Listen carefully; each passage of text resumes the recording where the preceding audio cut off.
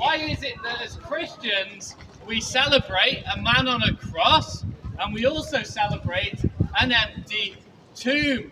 The answer comes from our relationship with our Creator God. You see, the Bible says that all have sinned and fall short of the glory of God. That's true of me, and if you're honest, unfortunately that's true of you as well. God has very high standards and we fail to meet them.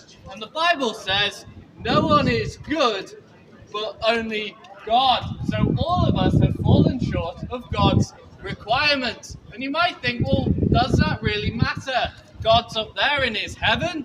I'm here on earth. If I don't manage to keep every single one of God's commandments, does that really affect me? But the Bible says it is appointed once for man to die and then the judgment. In other words, there is a day coming for me, there is a day coming for you, where we will each, in our own time, stand in God's courtroom, and God will open the books of our lives, and he'll examine everything that I've done, and everything I've said, and everything I've thought, and God will judge my deeds, my thoughts, and my words against his rules. And he'll do the same for you at the end of your life, and he'll ask you a question. He'll ask me a question. He'd say, John, why should I let you into heaven?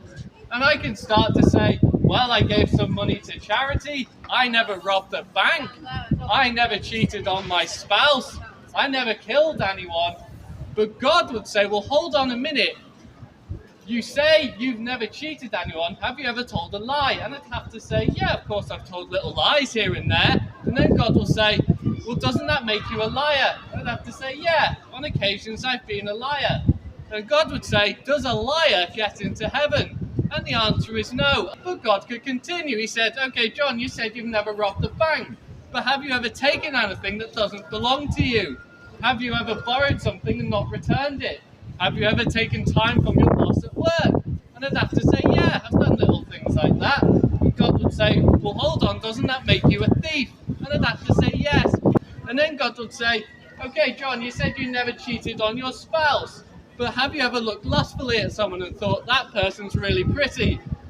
God would say, that is adultery of the heart. So I'm an adulterer as well. And then I had said in God's courtroom that I had never murdered anyone. God would say, well, hold on, John. Did you ever hate anyone for no good reason? So God's got me as a liar, he's got me as a thief, he's got me as an adulterer, and he's got me as a liar. Am I getting into heaven?